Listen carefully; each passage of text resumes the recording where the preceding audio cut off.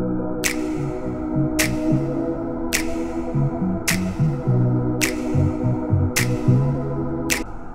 Friends, कसे आहात तुम्ही सगळे? आय होप तुम्ही सगळे छानच असाल. तर स्वागत आहे तुमचं आपल्या चॅनलवर एक्सप्लोर विथ माळवदे फॅमिलीमध्ये.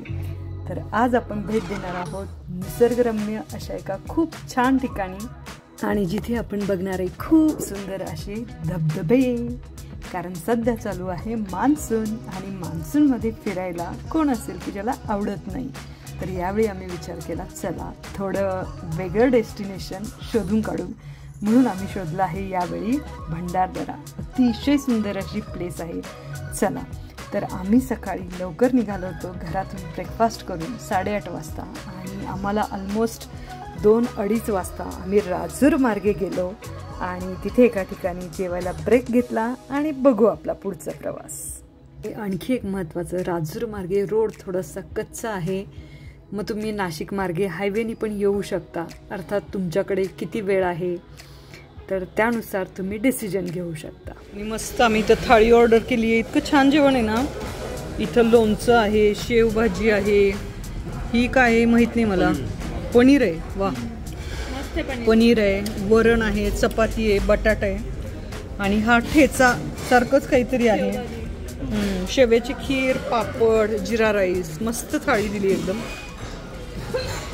आणि इथं फक्त आम्ही भाकरी मागवली आहे, बाकी आमचे सगळ्यांची सेमच आहे. छान आहे जेवण. तर इथं मस्त असं जेवण केलं आम्ही इथं हॉटेल पृथ्वीराजमध्ये. थाळी होती, छान होती थाळी. आणि आता आम्ही चाललो परत. तर आता इथून ऑलमोस्ट मला वाटते एक तास इथून भंडारदरा आहे. तर आम्ही पुण्यातून सकाळी 8 वाजता निघालो होतो. घरातूनच ब्रेकफास्ट करून निघालो होतो, आणि आता इथं पहिला स्टॉप आम्ही घेतला जेवण करायला. बराच वेळ लागला असं वाटतंय, तरी 8 ते 3 इतके तास लागले आम्हाला. रोडवरतीच गाड्या लावलेत सगळ्यांनी, एका बाजूला पार्किंग केली आहे. चला, आता आम्ही बघणार आहे सगळ्यात पहिला स्पॉट भंडारदरामधला, तो म्हणजे रंधा वॉटरफॉल, हॉटेल रंधा.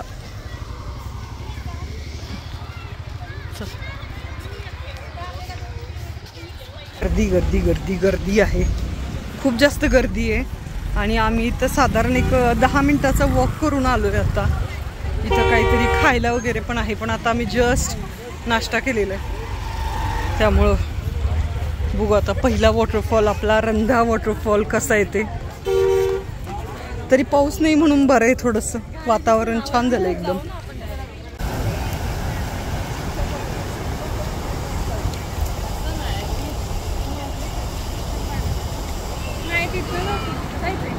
आणि इथं असे ब्रिज केलेत, त्या ब्रिजवरून जायचं असं मस्त चालत. आता जर तुम्ही पुण्यामधून राजूर मार्गे गेलात तर सगळ्यात पहिल्यांदा तुम्हाला रंधा वॉटरफॉल बघायला मिळेल. आणि रंधा वॉटरफॉलच्या इथे असं खूप छान व्यवस्थित असे ब्रिज आहेत. त्या ब्रिजवरून तुम्ही जाऊ शकता, आणि तिथून तुम्ही वॉटरफॉल बघू शकता. आणि इथे बोटिंगसुद्धा आहे. मी आधी व्हिडिओसुद्धा बघितले होते, त्यावेळी ते बोटिंग चालू होतं. ॲक्च्युली तिथं बोर्ड पण लिहिलं आहे बोटिंग चालू आहे म्हणून, पण ज्यावेळी आम्ही गेलो होतो त्यावेळी बोटिंग चालू नव्हतं. आणि जागोजागी असे बाकडे पण ठेवलेले आहेत, तिथं बसून तुम्ही व्ह्यू पॉईंटला एन्जॉय करू शकता, बघू शकता. आणि खालून एक छोटासा रोड पण आहे, तिथून तुम्ही खाली उतरून फोटोशूट, व्हिडिओ शूट करू शकता. अर्थातच तुम्हाला या सगळ्या गोष्टी करताना काळजी घ्यायची आहे, कारण मान्सूनमध्ये खूप सारे इन्सिडेंट्स आपण ऐकत असतो. त्यामुळं खूप रिस्क अशी कुठल्याही प्रकारची घेऊ नका. जर तुम्ही पुण्यामधून राजूर मार्गे गेलात तर सगळ्यात पहिल्यांदा तुम्हाला रंधा वॉटरफॉल बघायला मिळेल. आणि रंधा वॉटरफॉलच्या इथे असं खूप छान व्यवस्थित असे ब्रिज आहेत. त्या ब्रिजवरून तुम्ही जाऊ शकता, आणि तिथून तुम्ही वॉटरफॉल बघू शकता. आणि इथे बोटिंगसुद्धा आहे. मी आधी व्हिडिओजसुद्धा बघितले होते, त्यावेळी ते बोटिंग चालू होतं. ॲक्च्युली तिथं बोर्ड पण लिहिलं आहे बोटिंग चालू आहे म्हणून, पण ज्यावेळी आम्ही गेलो होतो त्यावेळी बोटिंग चालू नव्हतं. असा रंधा वॉटरफॉल, आणि आज वीकेंड आहे त्यामुळे इथं गर्दीसुद्धा आहे चांगलीच. पण वातावरण छान झालंय, पाऊस वगैरे नाहीये, छान एक नंबर. आणि गर्दी होती, कसं होतं? गर्दी आहे थोडीशी शनिवार असल्यामुळे. हो ना. पण छान आहे वॉटरफॉल आणि सगळ्यात महत्त्वाचं सेफ आहे इथे. म्हणजे प्रॉपर काय म्हणतात त्याला, ब्रिज आहे आणि त्या ब्रिजवरून मस्त तुम्हाला वॉक करत जायचंय. स्टेप्स वगैरे पण नाही आहेत जास्त, त्यामुळं छान वाटतंय. आणि सगळ्यात महत्त्वाचं वातावरण इतकं छान आहे ना, पाऊस वगैरे पण नाही पडत आहे, थोडंसं ऊन पण आहे ना, त्यामुळं छान वाटतंय. असं सुंदर इथं मंदिर आहे. वाव, खूपच छान आहे ते बी.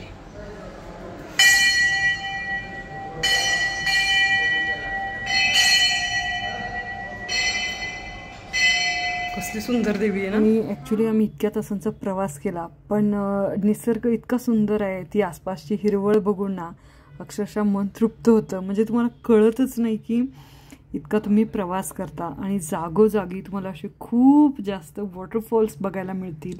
म्हणजे त्या रोडवरती सुद्धा असे छोटे छोटे धबधबे तुम्हाला खूप पाहायला मिळतील. आणि आता याच्यानंतर जे आपण वॉटरफॉल बघायला जाणार आहोत ते अतिशय सुंदर असे वॉटरफॉल आहेत.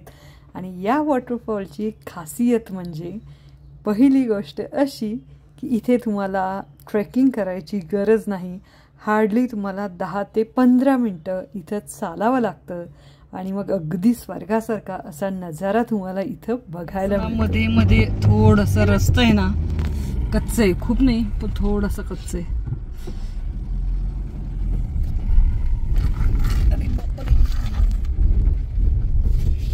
तर आमचं एक झालं, आम्हाला ना सकाळी ऍक्च्युली लवकर निघायला पाहिजे होतं.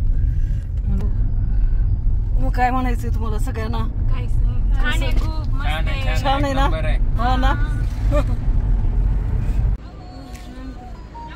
तर इथं हे एवढे सगळे पर्यटन स्थळ आहेत. वसुंधरा वॉटरफॉल, नानी फॉल, नेकलेस फॉल, वनराई फॉल, अमृतेश्वर मंदिर. तर हे सगळं आत जायची जी एंट्री आहे ना ती इथून आहे. आणि हे बेस विलेज आहे म्हटलं तरी चालेल. कळसुबाई हरिश्चंद्रगड अभयारण्य आणि रतनगड, म्हणजे कळसुबाई पण याच बाजूला आहे, हरिश्चंद्रगड पण आणि रतनगड पण. तर आता यांची एंट्री आहे इथे. सांबर, तरस, बापरे. तर असा इथं तुम्हाला ना पास काढावा लागतो. तर साधारण 250 रुपये म्हणजे 50 रुपये असं होऊ शकतं. कसले सुंदर रस्ते आहेत आणि प्रॉपर. उलट इथे येण्यापर्यंतचा रोड आमचा चांगला नव्हता, पण इथला रोड एकदम मस्त, फर्स्ट क्लास रोड आहे एकदम. तेच ना.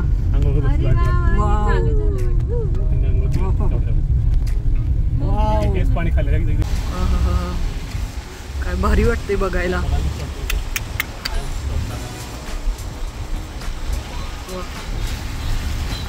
काय व्ह्यू मिळेल तुम्हाला. तेच ना, बीचच्या शेंगा आहेत.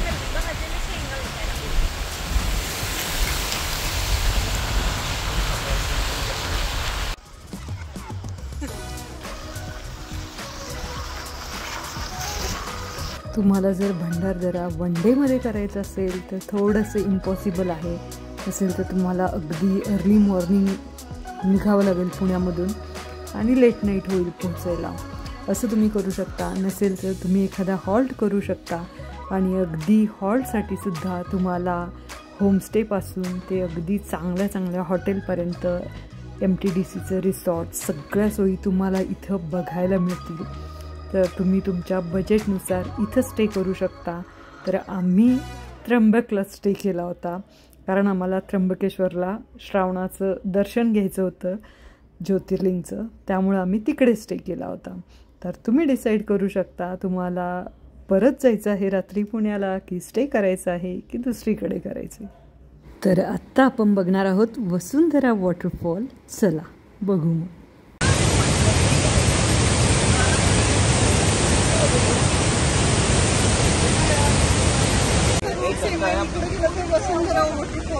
असं लांब आहे बघा, इथं पडतंय बघा. आणि इथून कुटुंब आहे ना, कुटुंब हा रस्ता द्या.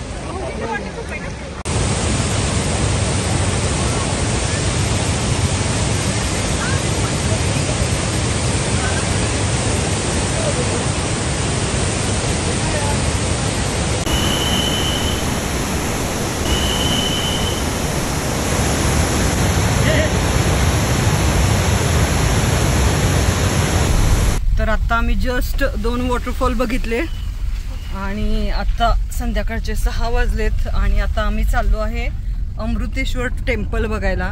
तर हे सगळे ॲक्च्युली एका लाईनमध्येच आहे. फॉरेस्ट एरिया आहे, त्या फॉरेस्ट एरियामधून आत या, मग तुम्हाला आधी वसुंधरा वॉटरफॉल, तुला वसुंधराच्याच बाजूला आहे कोलतंबे आणि मग असंच पुढं जायचं. तर मग असं अमृतेश्वर टेम्पल आहे पुढे गेल्यानंतर. हळू बघ, वाव. आणि हा आहे नानी फॉल, असं तुम्हाला जाता जाताच दिसेल. नानी वॉटरफॉल आणि मस्त पाऊस येत आहे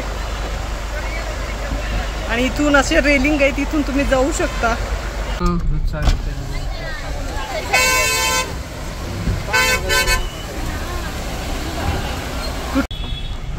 आणि असे खूप सारे वॉटरफॉल तुम्हाला जाताना दिसतील. अतिशय सुंदर आहे बघा, म्हणजे निसर्ग, अप्रतिम असा निसर्ग आहे खरंच. आणि विशेष म्हणजे इथं ना सगळीकडे क्लीनलीनेस आहे, कुठं असं जास्त घाण वगैरे काही वाटली नाही आम्हाला. सांबर हो, आणि खूप छान पाऊस पडतंय मस्त. इथं पण जवळ अजून एक वॉटरफॉल आहे, नेकलेस वॉटरफॉल.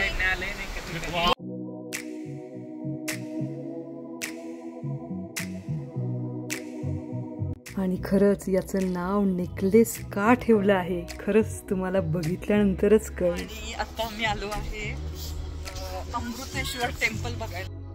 तर या मंदिराबद्दल सांगायचं झालं तर अमृतेश्वर टेम्पल हे एक अतिशय प्राचीन असं शिव मंदिर आहे की जे भंडारदऱ्याजवळील रतनवाडी गावात वसलेलं आहे. आणि हे मंदिर साधारणपणे 1000 वर्षाहून अधिक जुनं आहे आणि शिल्पकलेचा उत्कृष्ट नमुना असं याला मानलं जातं. इथलं दगडातून कोरलेली स्थापत्यकला, नक्षीकाम आणि मंदिराचा भव्य नंदी हे पाहताना अक्षरशः तुम्ही थक्क व्हाल. मंदिर हे मांडपंथी शैलीत बांधलेलं असून काळ्या दगडातून बारीक असं नक्षीकाम केलेलं आहे. आणि इथलं वातावरण एकदम शांत आणि आध्यात्मिक असं आहे. आणि जी आपण बघत आहे ती ॲक्च्युली बॅक साईड आहे आणि दुसऱ्या बाजूने त्याचा एंट्रन्स आहे. असं पाण्याच्या आतमध्ये मंदिर आहे, पिंड दिसत नाही ॲक्च्युली. कसलं सुंदर मंदिर आहे पण.